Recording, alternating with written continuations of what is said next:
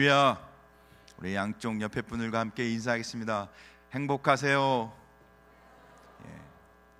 주 안에서 행복한 성도 되시길 주님의 이름으로 축복합니다. 오늘 성경 본문은 바울이 에베소에서 3년 동안 선교 사역을 다 마치고 마지막으로 설교를 하는 본문의 마지막 이야기입니다.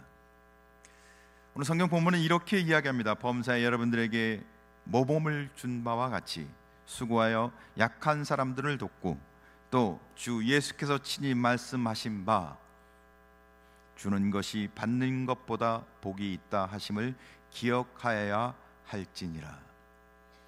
꼭 기억해야 할 말씀이 있는데 그 말씀이 주는 것이 받는 것보다 복이 있다.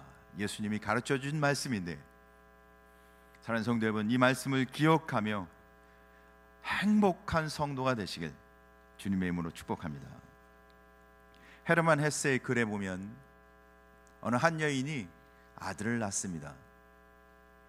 얼마나 기뻤는지 몰라요. 근데 신비한 노인이 아들을 낳아서 기뻐하는 여인에게 찾아옵니다. 그리고는 이렇게 이야기해요. 소원이 있습니까? 이 아들에 관해서 소원이 있으면 하나만 이야기하십시오. 그러니까 이 여인이 우리 아들이 평생 사는 동안 모든 사람에게 사랑을 받도록 사랑받는 자가 되게 해주세요. 이렇게 소원을 빌었습니다. 그러고는 노인은 어디론가 사라지고 없어졌어요. 근데 그 소원을 비운 대로 이 아들이요 모든 사람에게 사랑을 받기 시작했어요. 그래서 가는 곳마다 사랑을 받고, 얼마나 사랑을 많이 받았는지 이 아들이 나중에는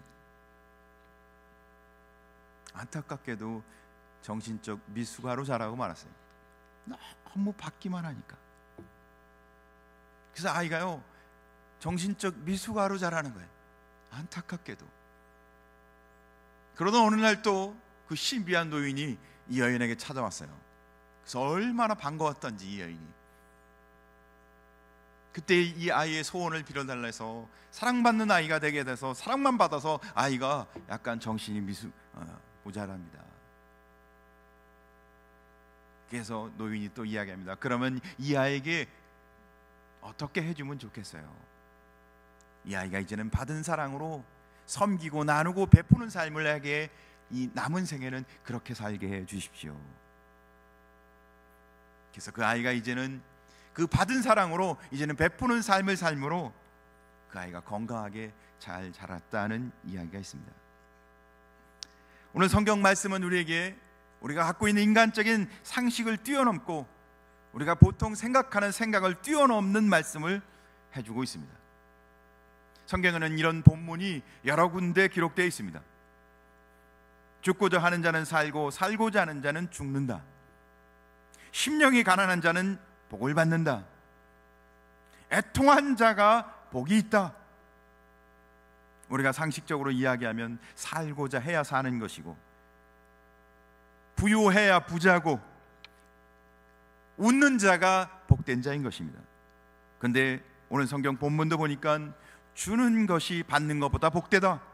우리가 갖고 있는 우리의 계산법, 우리가 알고 있는 상식을 뛰어넘어야만 이해가 되는 말씀을 하고 계신다는 겁니다. 어떻게 받는 것보다 주는 것이 더 복되단 말입니까? 세상 법칙으로는 받는 게 복된 거죠. 받아야 됩니다. 희생하는 것은 미치는 거예요. 손해보는 거예요. 그래서 우리는 미치지 않고 손해보지 않기 위해서 얼마나 애가 닳습니까? 세상 상식은 그래요. 그럼에도 불구하고 오늘 본문은 예수님이 친히 말씀하신 말씀인데, 주는 것이 받는 것보다 행복하다. 사랑하는 성도 여러분, 이 말씀의 의미가 우리의 신앙의 복이 되길 주의 이름으로 축복합니다. 그런데 이 말씀은 주는 것은 주는 것만 복되고 받는 것은 복이 아니다, 그런 말씀이 아니에요. 사실은 우리가 받는 것도 복된 거고 주는 것도 복된 것입니다. 받는 게 왜 복이 아닐까요? 복이죠, 받는 것도. 그러나 받는 것보다 주는 것이 복되다고 성경은 우리에게 가르치고 있는 것입니다. 얻는 자보다 다른 사람에게 베푸는 자가 더 복된 삶을 사는 것이라고 말씀해 주고 있는 것입니다. 엄마의 사랑을 받고 자란 아이는 복된 아이입니다. 그렇죠. 부모의 사랑을 받고 자라는 거 얼마나 복됩니까? 사랑을 받아야 사랑을 베풀 줄 압니다. 사랑받지 않는데 어떻게 사랑을 베풀겠어요? 받은 자가 남에게 줄 수 있는 겁니다. 받기만 한다면 문제지만 받고 줄 수 있다면 복된 인생이라는 겁니다. 저도 청년부 시절에 시설에 가서 가끔 봉사했던 기억이 납니다. 고아도 있고 우리 장애우들도 있는 그들을 보면 때로는 좀 안타까워요. 사랑하고 서로 격려해주고 그렇게 해야 될 텐데 가서 보면요, 그렇게 사랑하는 모습을 보지 못할 때가 많더라고요. 그런 마음이 들어요. 사랑받지 못하면 사랑하는 것도 힘들구나. 남이 친절을 베풀고 호의를 베풀어줘도 그것을 쉽게 받아들일 수 있는 삶이 얼마나 복된가. 다른 사람의 호의를 잘 받아들이고 늘 기쁨으로 살아가는 것이 얼마나 축복된 삶인가. 대접 받아본 사람이 대접하는 것처럼. 그래서 성경은 우리에게 말합니다. 이웃을 사랑하라. 아니, 이웃을 내 몸같이 사랑하라. 자기 몸 아끼는 것처럼 이웃을 사랑하는 겁니다. 그러니까 자기를 사랑하지 않는 사람은 이웃도 사랑할 수 없는 거예요. 자기를 학대하고 무시하는 사람은 결코 다른 사람을 사랑할 수 없다는 얘기입니다. 하나님의 자녀는 하나님의 엄청난 놀라운 사랑을 받은 자들을 말하는 것입니다. 바로 오늘 예배하는 우리가 하나님의 자녀, 그 주님의 놀랍고 엄청난 사랑을 받은 축복의 삶을 사는 자들이 바로 우리 아닙니까? 사랑하는 성도 여러분, 이 놀라운 축복 가운데 우리가 그 사랑을 나누는 자 되시길 주의 이름으로 축복합니다. 자녀들은 부모의 사랑을 받아야 되고, 아내는 남편의 사랑을 받아야 되고, 여러분 직장에서도 사랑받아야 합니다. 교회에서도 사랑받는 자가 되시기 바랍니다. 사랑받아야 사랑할 수 있기 때문입니다. 그러나 문제는 받기만 하는 데 있다는 겁니다. 받으려고 하는 데만 머물러 있을 때는 더 이상 그것이 복이 아니라는 것을 성경이 말하고 있는 겁니다. 받았다면, 내가 주님의 사랑을 받고 내가 믿음으로 사는 축복의 자녀라면 이제는 주는 자로, 베푸는 자로, 나눠주는 자로 바뀌어가는 것이 진정한 복이고 행복이라고 오늘 성경은 예수님이 우리에게 가르쳐주고 계신 겁니다. 그러니까 받는 것도 복이고, 그러나 그보다 더 큰 복은 주는 거고 베푸는 것이라고 오늘 말씀 가운데 우리에게 가르쳐주고 계십니다. 사랑하는 성도 여러분, 주님이 주신 은혜에 감사하며 주를 위하여, 주님의 영광을 위하여 내 몸, 내 마음, 물질, 하나님이 주신 은혜 가지고 섬기는 복된 그리스도인 되길 주의 이름으로 축복합니다. 왜 성경은 우리에게 주는 것을 더 복되다고 이야기할까요? 몇 가지 은혜를 나누며 말씀을 전하고자 합니다. 첫째,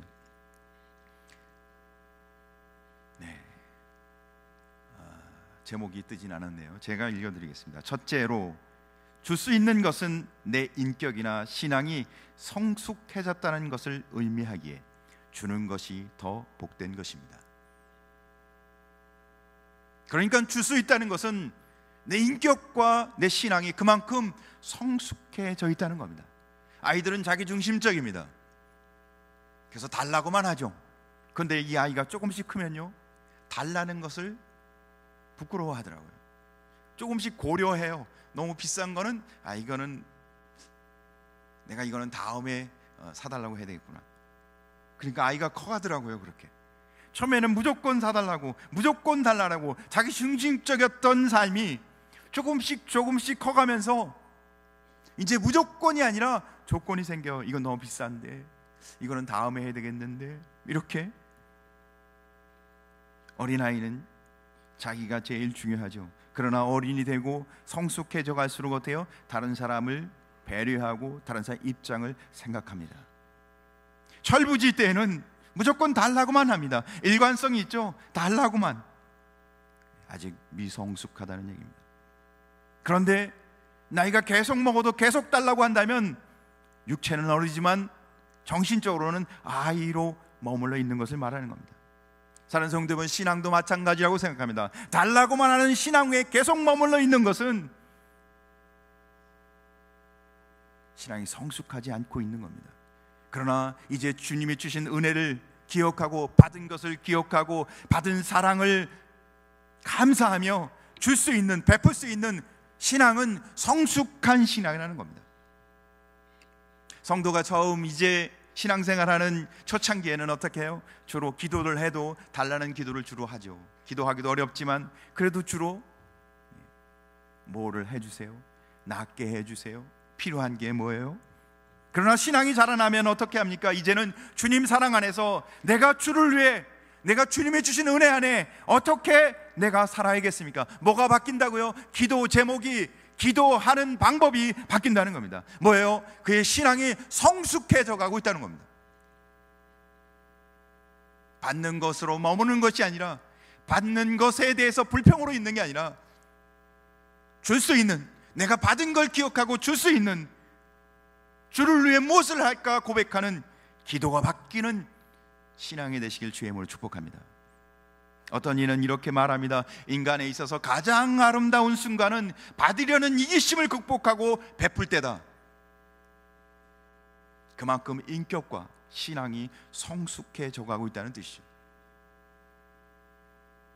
엘버트 물러라고 우리가 잘 알고 있는 화가입니다. 그 사람 제가 이야기하면 다 아실 겁니다. 밀러는 어린 시절에 너무너무 가난한 집에 태어났습니다. 그는 그림을 굉장히 좋아해서 그림 그리는 것을 굉장히 즐겼고 앞으로도 화가가 되는 꿈을 꾸고 있었어요. 자기 반에는 자기하고 똑같이 가난한데 화가가 되고자 하는 친구가 있었습니다. 그 친구도 그림 그리는 아주 재주가 뛰어난 친구였어요. 근데 너무너무 가난해요, 둘 다. 근데 하루는 그 친구가 뮬러에게 찾아왔습니다. 그러면 우리가 같이 앞으로 그림을 그리자. 그런데 내가 먼저 너를 도와줄게. 뮬러, 네가 먼저 공부해라. 내가 너를 다 뒷바라지 해주겠다. 그리고는 그 친구는 뮬러가 앞으로 그림 공부를 할 수 있도록 자기는 식당에서 설거지를 하면서 뮬러의 학비를 조달해 줬어요. 그래서 뮬러가 이제 공부를 다 마치고 돌아왔습니다. 그러고는 친구를 보니까 친구가 식당 한켠에서 손을 모으고 자신을 위해서, 뮬러를 위해서 기도하는 모습을 보고 그 손을 그립니다. 그 그림이 바로 기도하는 손이에요. 불후의 명작이라고 하죠. 미술관에 가보면 두 손을 모으고 기도하는 그 거친 손, 그것은 희생의 손이었고 그것은 자기를 내어준 손이었습니다. 그런데 그 손이요, 아름답지 않습니까? 그 손이요, 얼마나 귀합니까? 희생하고 헌신한 것은 세상을 아름답게 하고 사람들의 마음을 포근하게 하는,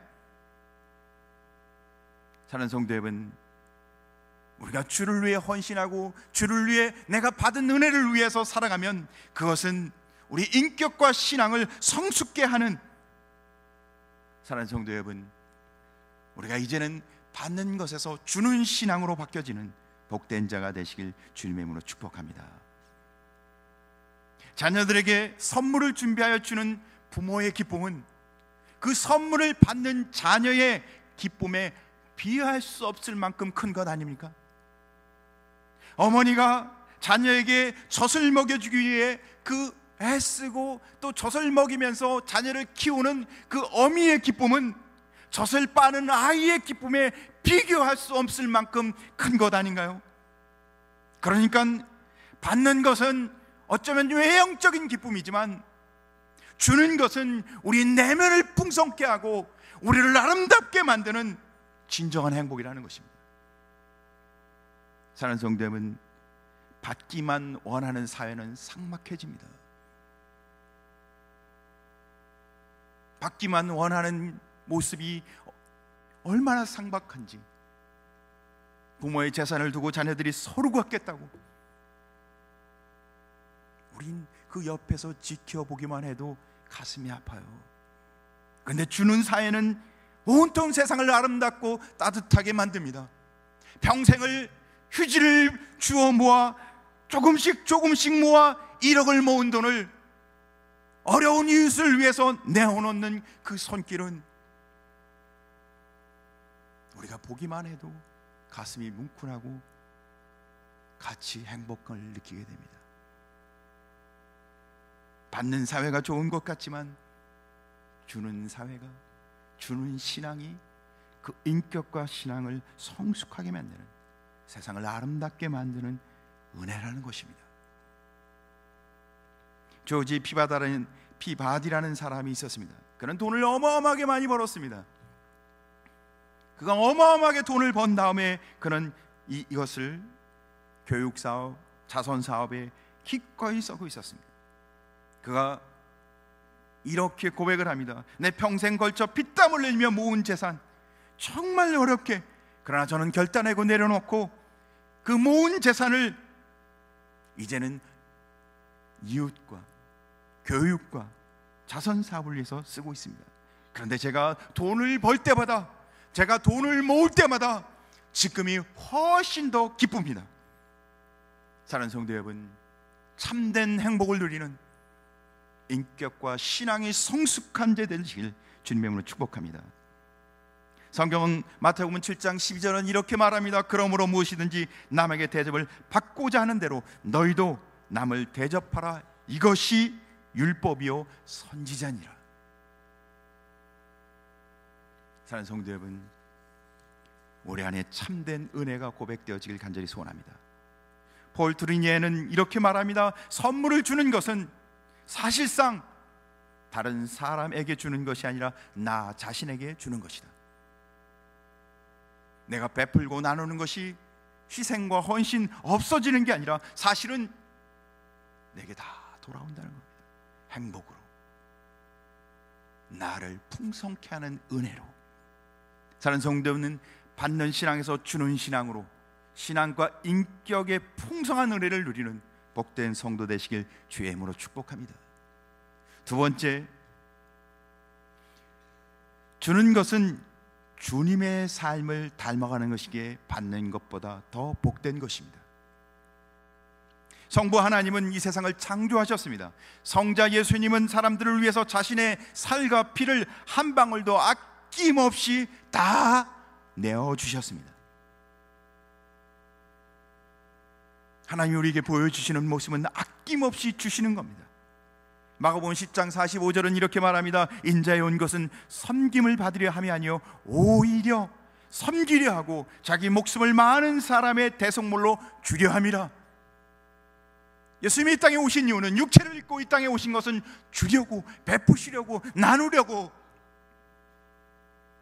야고보서 1장 17절도 말합니다. 온갖 좋은 은사와 온전한 선물이 다 위로부터 빛들의 아버지께로부터 내려오나니 그는 변함도 없으시고 회전하는 그림자도 없으시느니라. 우리에게 온갖 좋은 모든 것은 다 위로부터 하나님이 주시는 것이라고. 근데 그분은 변함도 없으시고 회전하는 그림자도 없으신, 사랑하는 성도 여러분, 우리는 주님 닮아가길 원합니다. 우리는 예수님의 모습처럼 살아가길 원합니다. 주님이 이 땅에 오신 것은 모든 것 다 주시기에 오셨습니다. 우리는 예수님을 닮아간다면 하나님의 자녀로서 베푸는 삶, 주는 삶, 나누는 삶, 이게 예수님 닮아가는 삶입니다. 이게 예수님 삶 따라가는 삶입니다. 이게 믿음으로 살아가는 삶입니다. 이게 주 안에서 복되고 행복한 자의 삶인 것입니다. 마가복음 25장에 보면 하나님의 심판이 나옵니다. 근데 양과 염소를 가르는데 주를 위해 아무것도 하지 않은 사람들을 가릅니다. 예수님 옥에 갇혔을 때, 헐벗었을 때, 배고픈 자를 도와주지 않을 때, 그런 사람들은 주님을 대적하는 자라.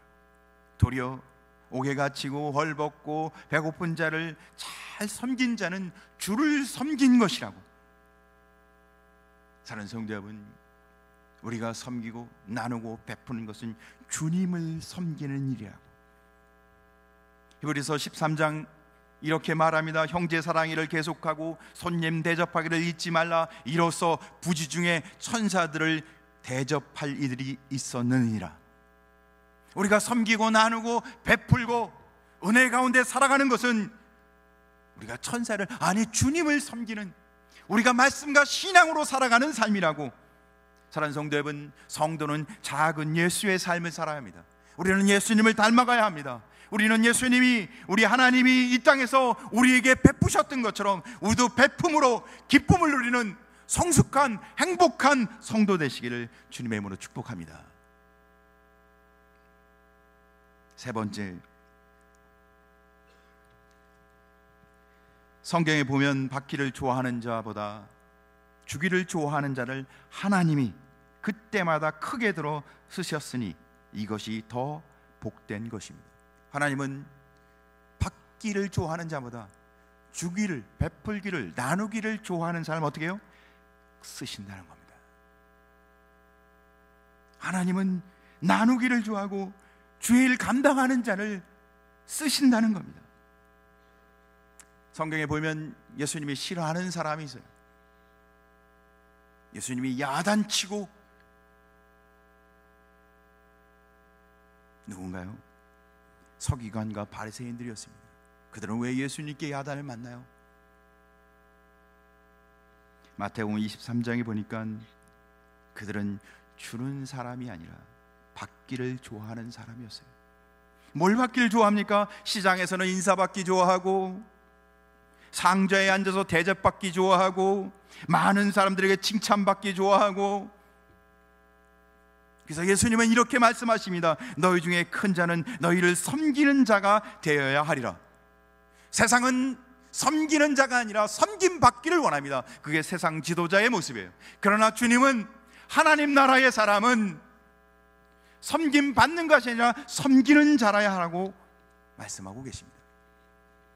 섬기는 자, 나누는 자, 베푸는 자, 하나님이 그런 사람을 들어 사용하시겠다고 말씀하고 계십니다.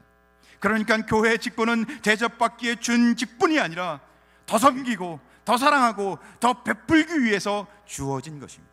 그래서 귀합니다. 그래서 정말 귀한 것입니다. 왜냐하면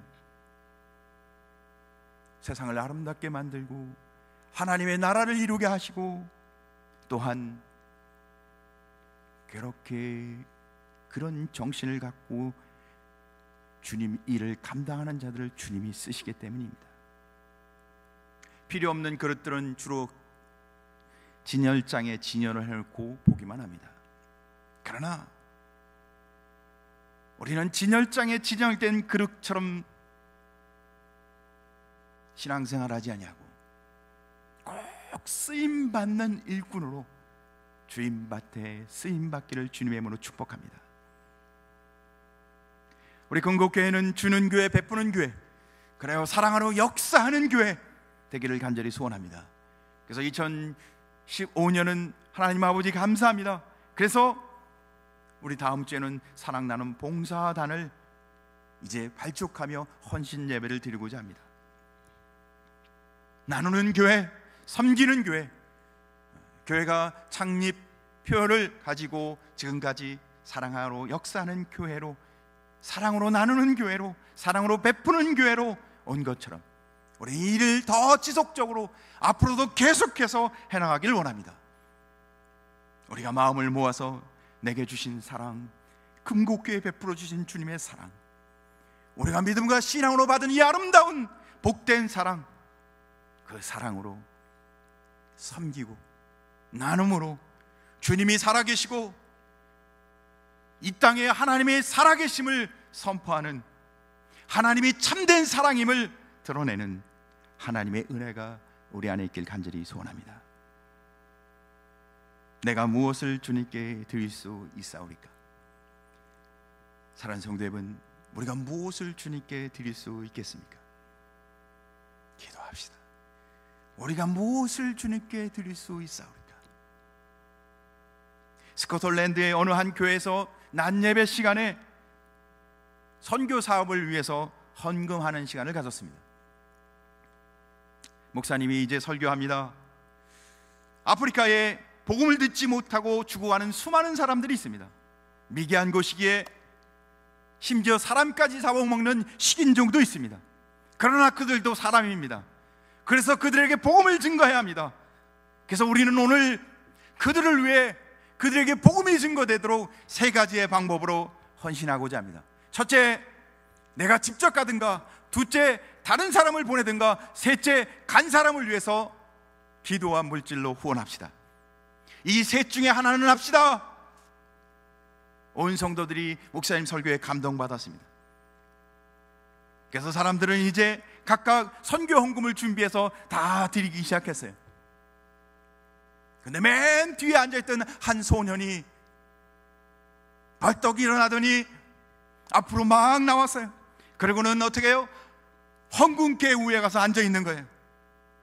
성도들이 다 이야기했죠. 얘 내려와라. 너 왜 거기 올라가 있어? 너 들어가. 그 소년이 그 위에 앉아있는 거예요. 목사님이 물었어요. 너 왜 거기 있니?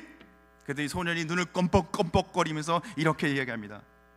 저는 헌금 드릴 돈이 없어서 제가 이제는 아프리카에 가서 선교하기 위해서 절을 드립니다. 그래서 제가 헌금교회에 올라갔습니다. 자기를 드리기 위해서 헌금교회에 올라갔어요. 목사님이 그의 이름을 묻습니다. 내 이름이 뭐냐? 저요, 리빙스턴입니다. 아프리카 선교의 아버지 리빙스턴. 그가 12살 때 선교를 위해 드리는 헌금은 없었지만 자기 몸을 드렸던 그 소년. 사랑하는 성도 여러분, 우리가 정말 주님 앞에 은혜 받은 성도라면, 주님에게 나에게 주신 사랑을 깨닫은 성도라면, 받은 은혜를 알고 우리는 이제 은혜 가운데 사는 성도 되길 주의 이름으로 축복합니다. 주님 앞에 쓰임받는, 이제는 나누고 섬기고 사랑을 베푸는 성도로 살아가시기를 주님의 이름으로 간절히 소원합니다. 기도하겠습니다.